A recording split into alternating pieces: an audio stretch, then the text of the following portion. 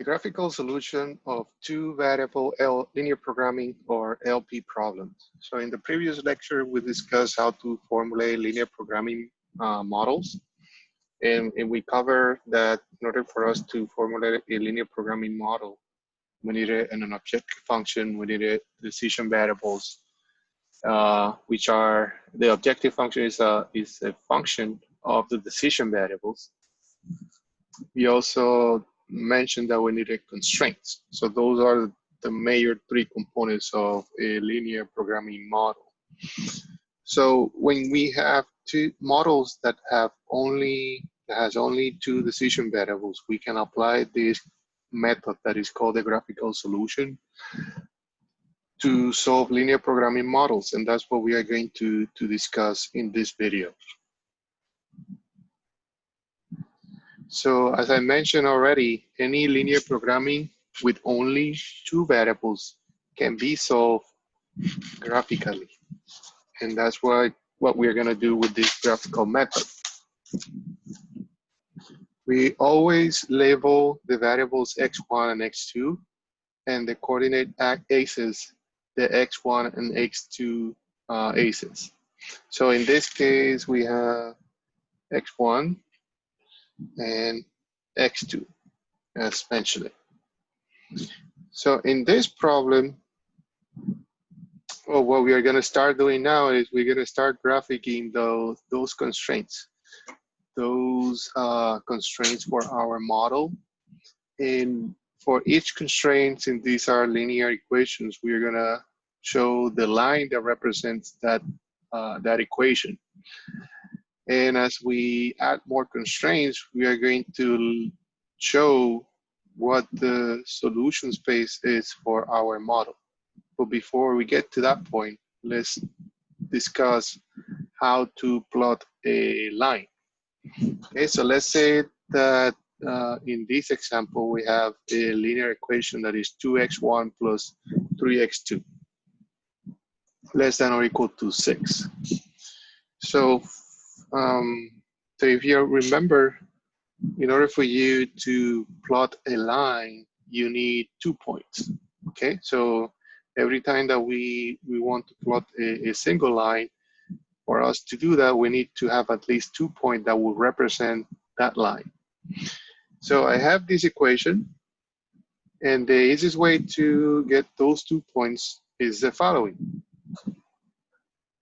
If you have equation of two variables, and you want to find 2 points that represent that equation, you can solve that equation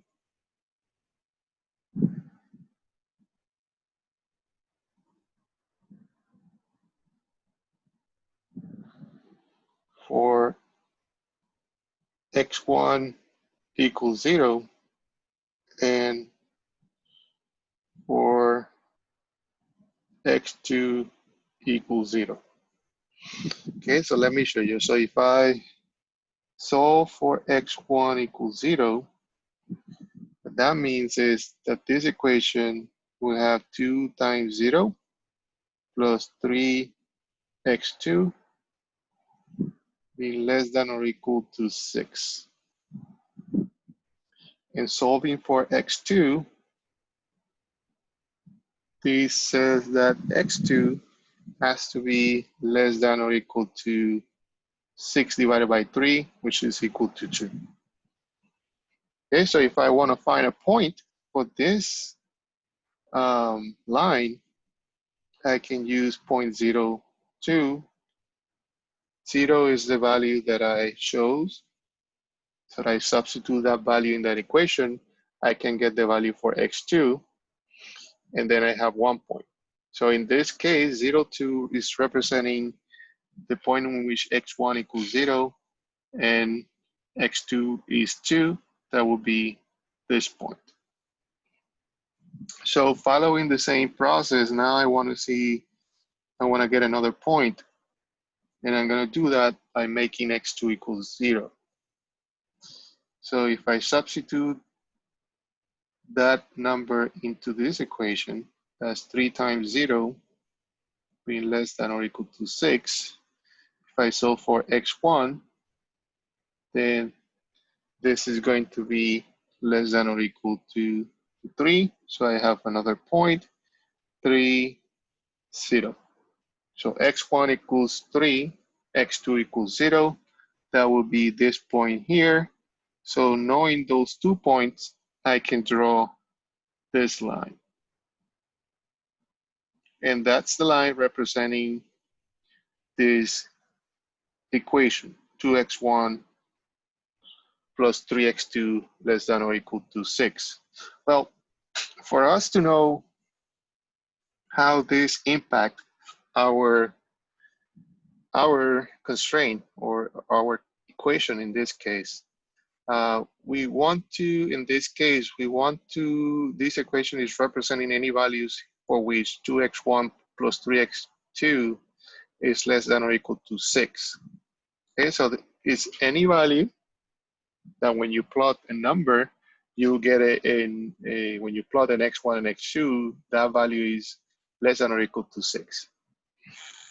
So, so for us to denote that area, we need to know at least, or we can test at least one point under the line and above the line, or we can do either one. So I'm gonna try to point, let's say here. I want to try this point, right? So if I substitute that point is 3, 1 into this equation, this will be 2 times 3 plus 3 times 1, and that is equal to 9. 9 is not less than or equal to 6, right? So we know that any point above this line is not going to satisfy this equation. However, if I take a point inside that or under the line, let's say 1, 1, so this point is 1, 1, I substitute that into this equation, then I get 2 times 1 plus 3 times 1, that is equal to 5. Yeah, that meets that requirement. So what this test is allowing me to do is to identify the area that satisfy the constraint. So in this equation, or for this equation, the area that satisfies this constraint is anything under that line 2x1 plus 3x2 less than or equal to 6. Okay, so this is going to be important for what we're going to do in this graphical method. Okay, so what I want you to get from this slide is how do you get 2 points that you can use to draw a line representing this equation. And then once you are able to draw that line, you need to be able to identify if you have an inequality, if the area under the line or the area above the line is what the equation is representing. Okay, so in this case, the area under the line is the area that is satisfying this constraint. Okay, so now we go back to the Gepetto LP. Since the Gepetto LP has 2 variables, it may be solved graphically. The feasible region is the set of all points satisfying the constraints. And in this problem, we have 1, 2, 3, 4, 5 constraints. So we have to perform this same process, the process that we performed in this slide just for one constraint. We have to repeat it for each one of these constraints. Okay, so on this slide, I'm going to show you that process. So if you identify 2 points for the first equation, that equation is going to represent this line. And the arrows are pointing into the direction for which the inequality is satisfied, as we show on the previous example. Now, that's the finishing constraint. That is the constraint 2x1 plus x2 less than or equal to 100. Now we look at the carpentry constraint, x1 plus x2 less than or equal to 80. So that will be that line. And again, in this equation, the arrow in this line, this arrow is representing the area for which this constraint is being satisfied. For x1 less than or equal to 40, we have this line. Okay, so this is just a vertical line for x1 at the value of 40. It's pointing to the left, which means that that's the area for which this equation is satisfied. And then we have the constraints x1 greater or equal to 0, which is this line right here in blue. Well, I'm drawing on top of it in red. And then we have x2 greater or equal to 0, which will be this line right here. So after plotting all these lines, we can identify what we call is the feasible region. And the feasible region is going to be the area in this graph that satisfies all the constraints. So I'm going to use a different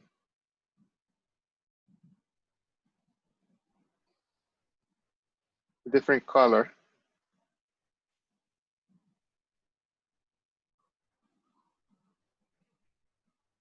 to show that area, which is this area in yellow.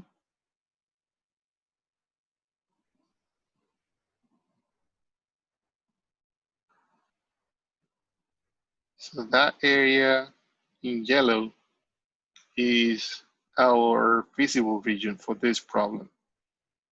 That is the area that is satisfying all the constraints. If you pick a point in this from this yellow area and you plug that point into the constraints for the problem, those constraints should be satisfied. If you pick a point outside this area and you try to substitute that point into the constraints, there will be at least one constraint that is not going to meet or not going to be met. So it's not going to be satisfied. So that is what we call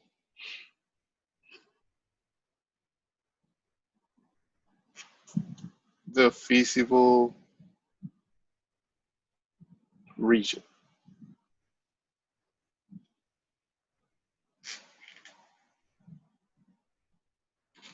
So the set of points satisfying the Yapeta LP is bound by the 5-side polygon DGFEH. Any point on or in the interior of this polygon, which is the shaded area, is in the feasible region.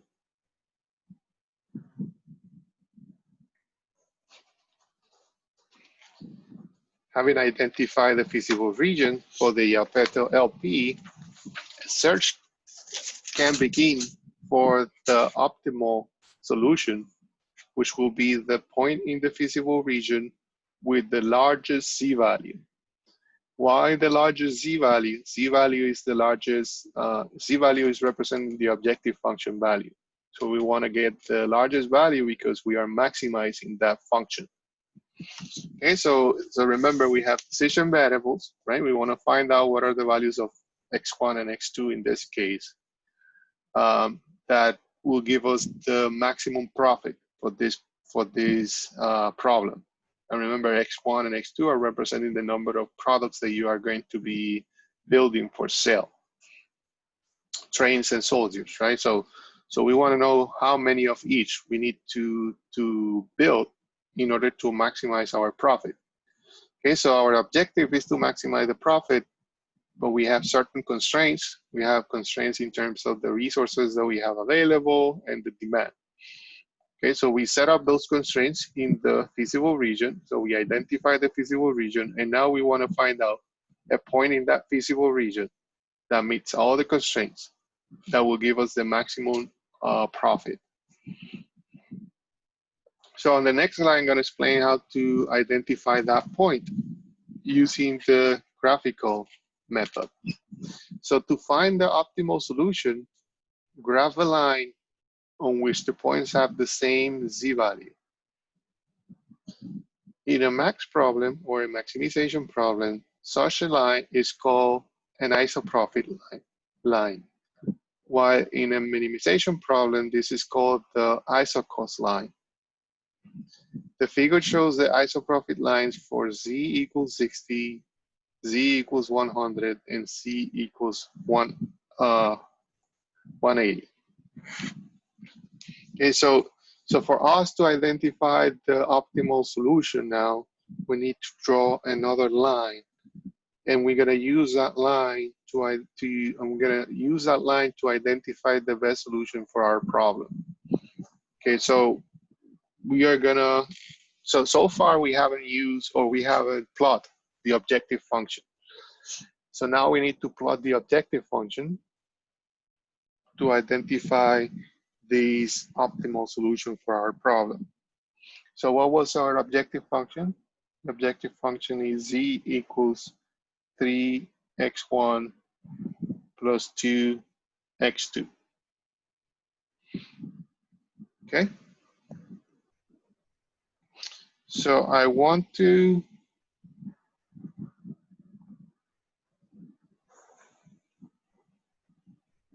I need to find 2 points that will give me the same value for the objective function. Okay. So I'm going to choose 1 point in the feasible region. Okay. So I'm going to choose 1 point in the feasible region. And then I'm going to compute what will be the objective function for that point in the feasible region. And then knowing the value of the objective function, I need to find another point that will give me the same value for the objective function. And then I can trace a line. Okay, so let's try to do that. So what I'm going to try to do now is finding the isoprofit line to identify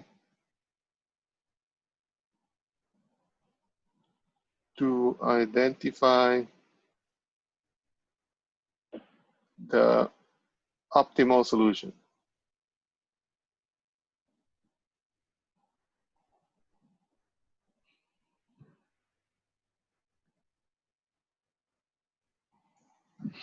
So first step, I'm gonna choose a point in the feasible region.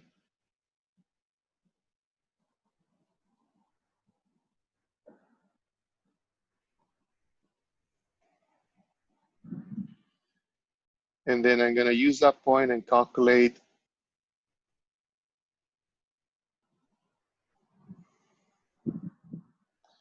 its z value, or the value of the objective function. So for example, I'm gonna choose a point. Let's say I choose any point. So I can choose this point 20, 0. Okay, so that's the point that I'm gonna choose.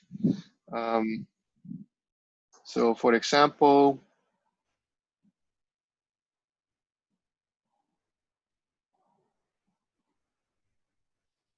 choose point 20, 0. And now I'm going to compute the objective function value for that point. So for this point 20, 0, the z value is going to be 3 times 20 plus 2 times 0, which is equal to 60.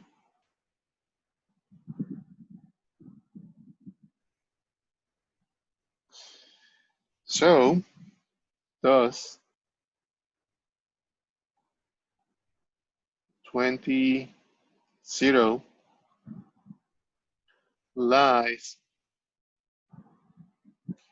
on on the isoprofit line.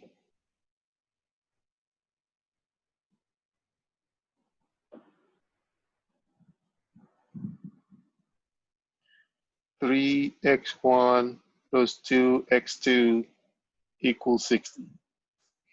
Okay, so I know that this point 20, 0 lies on this line, 3x1 plus 2x2 equals 60. So as I mentioned, we need 2 points in order to draw this line.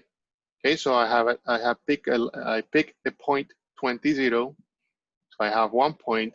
Now I know what is the value of this point in terms of the objective function. The value will be 60. So for me to draw a line that will give me the isoprofit line equals to 60, I have 1 point, I need another point. Okay, so how do I find another point? That's what we're gonna do now. So rewriting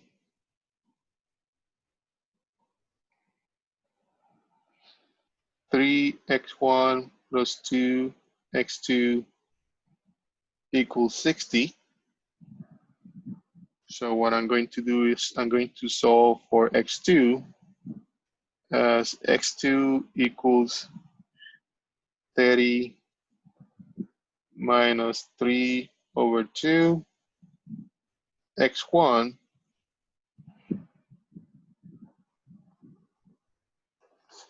we can draw a line.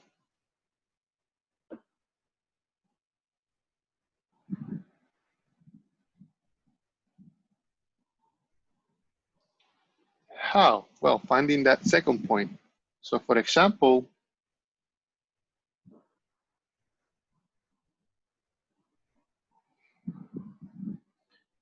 as we did in one of the previous examples, if I let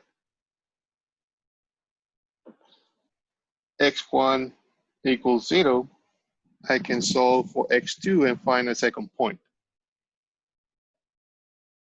So if I let x1 equals 0, that means that x2 will be equal to 30 minus 3 half times 0, which makes x2 equals 30. So now I have another point, 0, 30. So this is my first point, and this is my second point. This point is going to be right here. Okay, so this is point 0, 30, and this is point 20, 0. So I now have 2 points, and with those 2 points, I know both points are going to have a value of 60 when I substitute those 2 points in the objective function. So I can draw a line, and we know that any point in that line will have a value of 60. And that's our isoprofit line for z equals 60. So this is isoprofit line for z equals 60.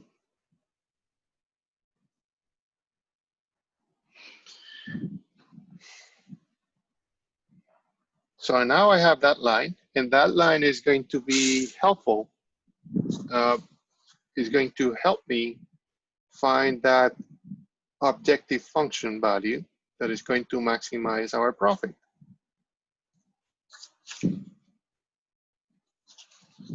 So how do I find that optimal value? So I'm going to use this line, and I'm going to move that line in a parallel way until that line touches the last point in the feasible region. Okay, so I'm going to say that again. I'm going to move this line in a parallel way. Okay, so parallel to this red line, I'm going to start moving this line, in this case, the let me delete this so it's going to be better. So I'm going to start moving this line in a parallel way.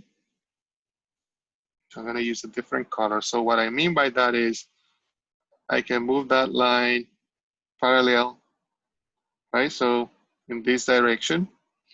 So if I keep moving that line in this direction,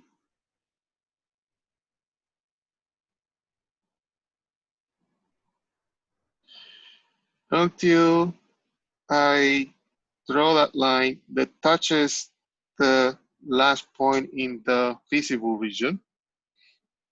So I move the red line up, up, up until I draw a line that is only touching one point in the visible region. Okay, so when you draw that line parallel to the isoprofit line, and you move that line and you draw that line, and you find a line that is only touching a single point in the visible region, then that line is going to tell you where the optimal solution for the problem is. And that line, in this case, is this line, and the optimal solution will be this point here.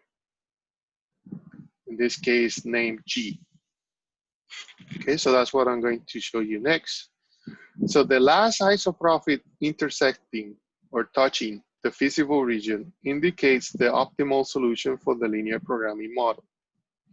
Okay, so we, as I mentioned, we have this isoprofit line for z equals 60. We can move that line parallel to it until we get to this line that is only touching one point in the objective, in the visible region. So that line is going to tell you, you know, this is the last point. If you continue, if you move this line farther away, you will not be touching the visible region. So this is how far I can go in terms of moving, because this line is only touching one point. So when you identify that point, then that point is the optimal solution for your problem. So for the Gepetto problem, this occurs at point G. And the value for that point is x1 equals 20, x2 equals 60. And that gives you an objective function value of 108. If you substitute those two numbers in the objective function value, so 3 times 20 plus 2 times 60, that's going to be equal to 180.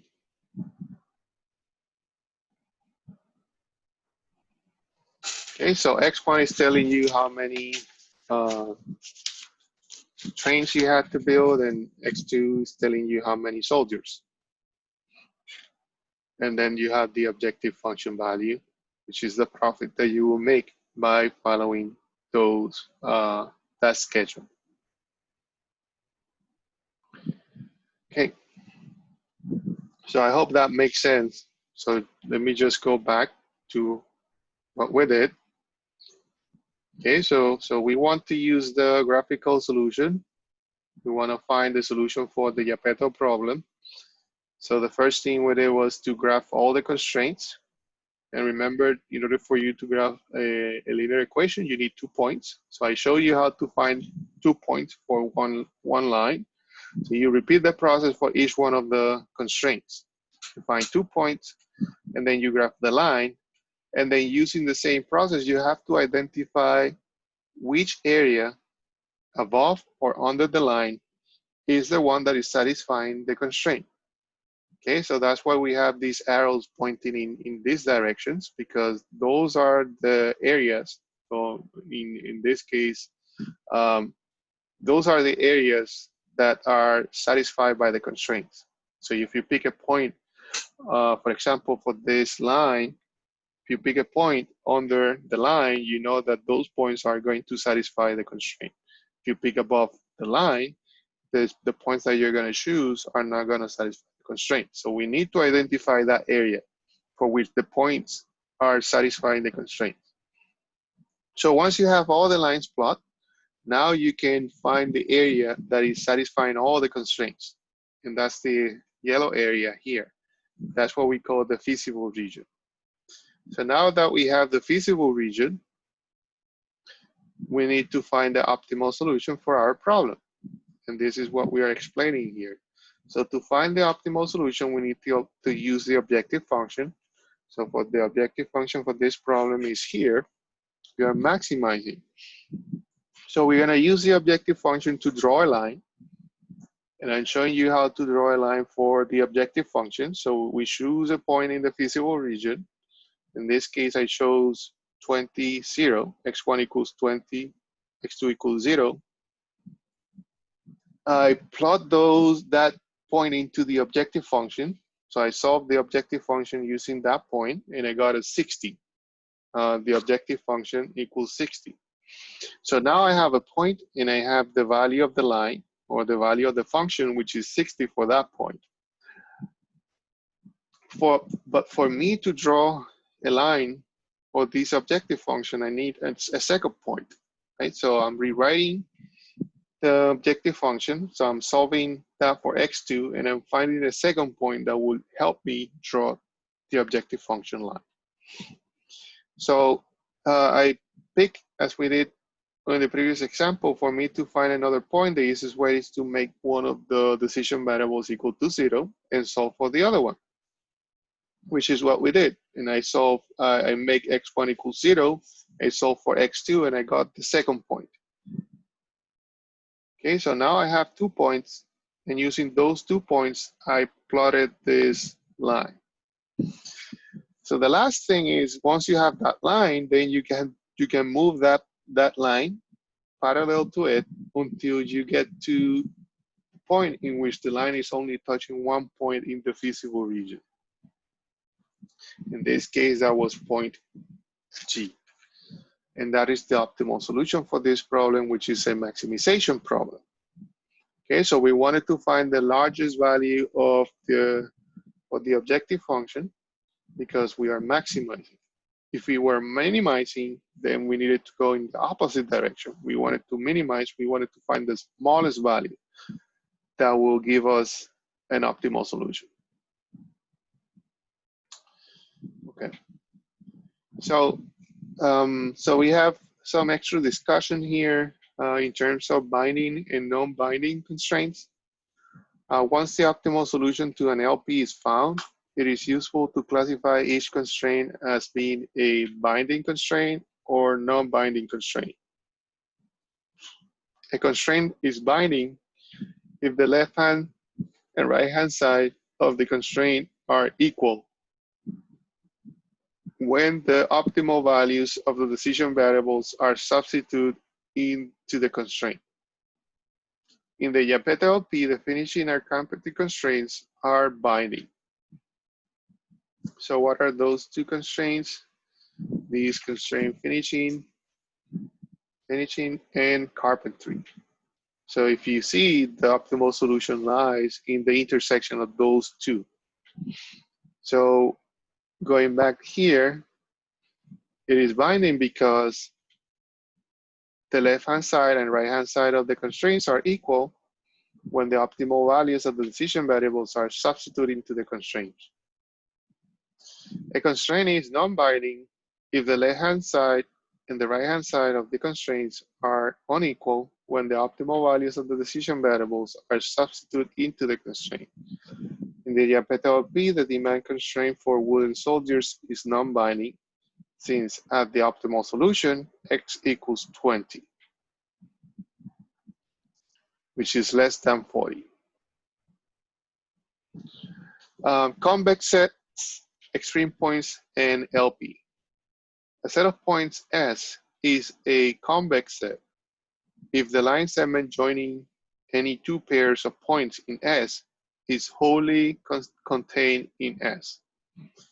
For any convex set S, a point P in S is an extreme point if each line segment that lines completely in S and contains the point P as an endpoint of the line segment. Consider the figures A to D or below. We want to identify which figure are convex sets. Okay, so for example, figures A and B below, each line segment joining points in S contains only points in S. Okay, so if I draw a line in A, every single point on that line is inside that figure. Same thing here. If I draw a line, every single point in that line is inside the figure. That is not the case for this figure. If I draw a line, these points right here are not inside the figure. So this is not convex. And here, since we have this hole, right? When I draw a line in here, then these points are not inside. So this is also not convex.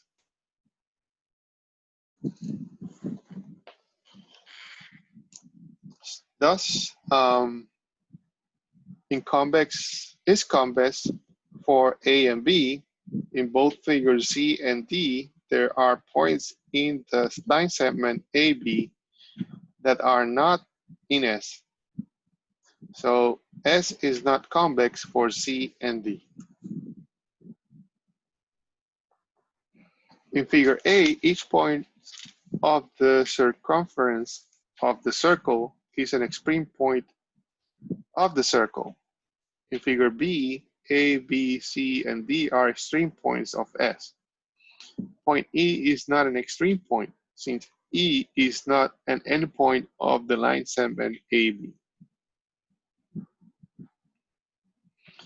Extreme points are sometimes called corner points, because if the set S is a polygon, the extreme points will be the vertices or corners of the polygon. The feasible region for the Yappeto LP will be a convex set. It can be shown that the feasible region for any LP will be a convex set. The feasible region for any LP has only a finite number of extreme points. Any LP that has an optimal solution has an extreme point that is optimal. For the Yappeto problem, the optimal solution, which is this point right here, must be an extreme point of the feasible region. So this is a corner point, this is a corner point, this is a corner point, this is a corner point, and this is a corner point. So we know that the optimal solution has to be one of those corner points. This means the optimal solution must lie somewhere on the boundary of the feasible region.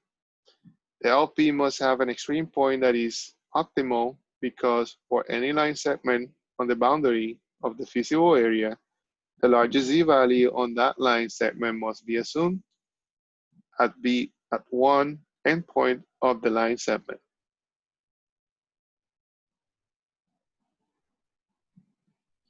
Okay, so let's talk about a different problem. It's still an LP problem, linear programming problem, but now let's see how things change when we have a minimization problem. So in this example, we have a graphical solution to a minimization problem. This is the Dorian Auto manufactures luxury cars and trucks. The company believes that its most likely customer are high-income women and men. To reach these groups, Dorian Auto has embarked on an ambitious TV advertising campaign. They decide to purchase 1-minute commercial spots on 2 types of programs, comedy shows and football games. Each comedy commercial is seen by 7 million high-income women and 2 million high-income men. Each football game is seen by 2 million high-income women and 12 million high-income men. A 1-minute comedy ad costs $50,000. A 1-minute football ad costs $100,000. Dorian Auto would like for commercials to be seen by at least 28 million high-income women and 24 million high-income men. Use linear programming to determine how Dorian Auto can meet its advertising requirements at a minimum cost. So the decision variables for this problem are two. X1 is the number of 1-minute comedy ads, and X2 is the number of 1-minute football ads.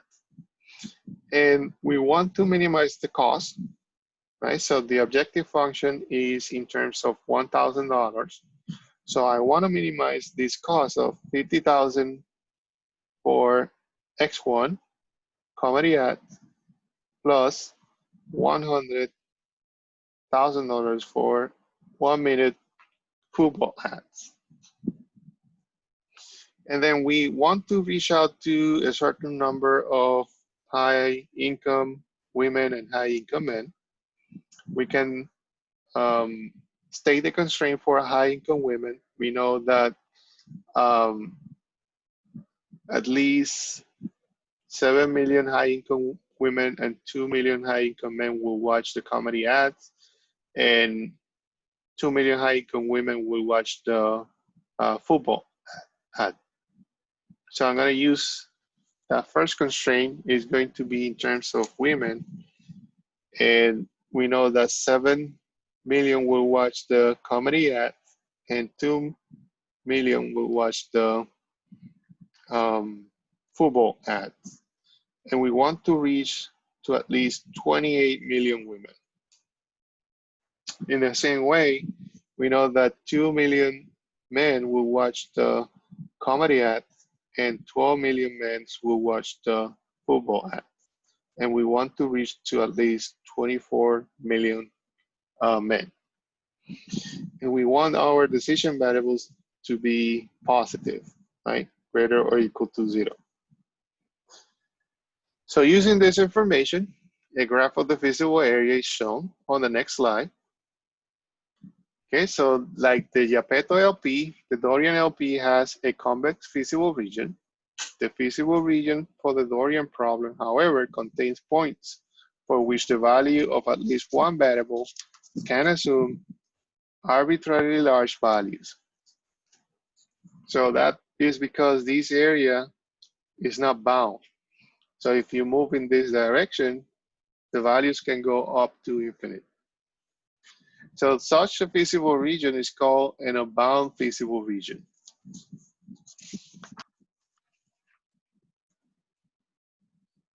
Since Dorian wants to minimize total advertising costs, the optimal solution to the problem is the point in the feasible region with the smallest z-value or the smallest objective function value. An isocost line with the smallest z-value passes through point E and is the optimal solution at 3.6 for X1 and X2 equals 1.4. So if we follow the same process, we can draw an isocost line. In this case, let's assume that this is our isocost line for Z equals 600. So after finding this isocost line, you can move in this direction, parallel to that line, and find out that this is the last point that is touched by your isocost line.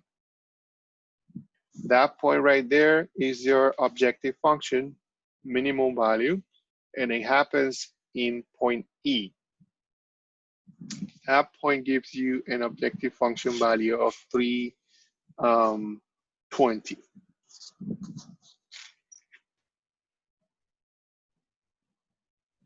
Because at point E, both the high-income women and high-income men constraints are satisfied, both constraints are binding, as we discussed earlier. If only 1-minute commercials are available, it is unreasonable to say 3.6 comedy and 1.4 football commercials should be purchased. The divisibility assumption has been violated and the Dorian LP should in reality be considered as an integer programming problem. Since there's no way of knowing with certainty or knowing how many viewers are added with each type of commercial, the certainty assumption is also violated.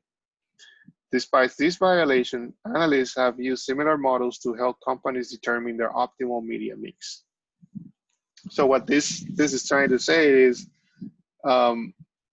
LP problems or models can give you an idea, some insight, especially when you need to have an integer solution for your problem. Like if you're trying to determine how many employees you need for a certain task, if you get a solution that is 1.6, then you cannot hire 1.6 employees, right? So that happens with this problem. We are violating two of the assumptions, the divisibility assumption and the certainty assumption. But for now, that is okay, because later on we're going to explain how to solve integer programming models. And with integer programming models, we can solve this problem and find solutions that are integer values. Okay, but what I'm trying to say here is that even though this solution, if you go with this solution and you try to provide insight, let's say, to your company, you might not get the right way, or you might not get the right solution or the right policy for your company, because you are making decisions based on a linear programming model that is providing you with fractional values for a problem that requires integer values. Okay, and this is something that happens often. So since you're looking for the optimal solution, in order for you to get that optimal solution, you need to implement an integer programming model for this case. For now, we're just trying to look at how to formulate linear programming models and how to solve them using the graphical solution method. Okay, later on, we're gonna cover integer programming. On the next slide, special cases. What we are trying to explain now is there are gonna be some, when you apply the graphical method, as we explained in one of our previous lectures, there are special cases in terms of multiples or multiple solutions for a problem, or no solution, or unbound solutions. Okay, so that's we are going to explain now is how to identify those type of solutions using the graphical method. So the Yapeta and Dorian LPs each had a unique optimal solution. Some types of LPs do not have unique solutions. Some LPs have an infinite number of solutions, alternative or multiple optimal solutions. Some LPs have no feasible solutions or are infeasible LPs, and some LPs are unbound. There are points in the feasible region with arbitrarily large in a maximization problem Z values. Some LP have an infinite number of solutions. Consider the following formulation. So when you draw the isocos line in this problem, which is this one, and you move that into this direction, at the end, what you get is an isoprofit line that looks like this, that is not only touching one point, it's touching this whole line. So if you're solving this problem using the graphical method, what that tells you is that any point or solution falling on line segment AE will yield an optimal solution of Z equals 120. This problem has multiple solutions, or an infinite number of solutions. The number of solutions will be equal to the number of points in this line, because all of them will give you the same objective function value. Some LP have no solution. Consider the following formulation, right? So when you plot these lines, this constraint is pointing in this direction. This constraint is pointing in this direction. This one is pointing in this direction. This one is pointing in this direction. And this one is pointing in this direction. So for instance, you have a square here, and then you have another area here. So there's no common area. So there's no feasible region. So no solution exists for this problem. There's no point that will satisfy the constraints for this problem. So this problem has no solution. Some LPs are unbound.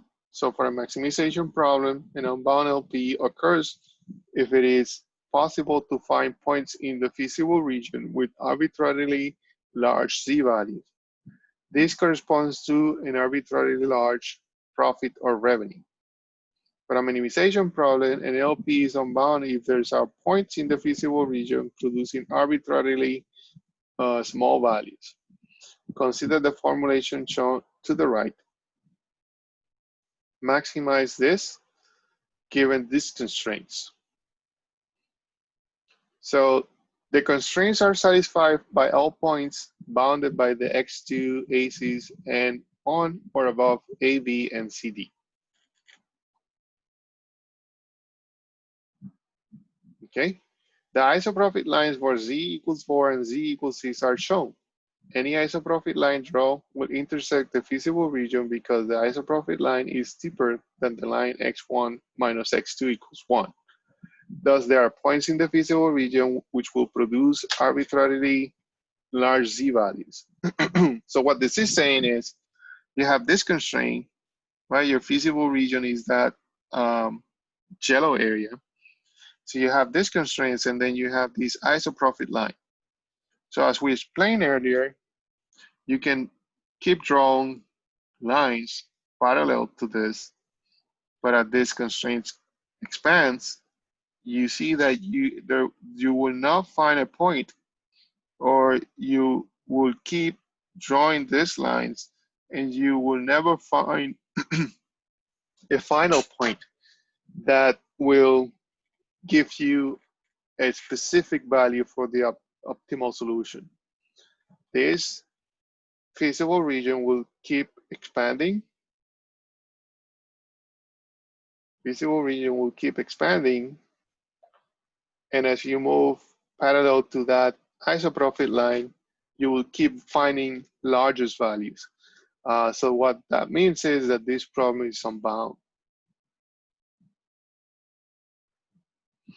Okay, so that concludes this lecture on the graphical method for solving two variables LP problems.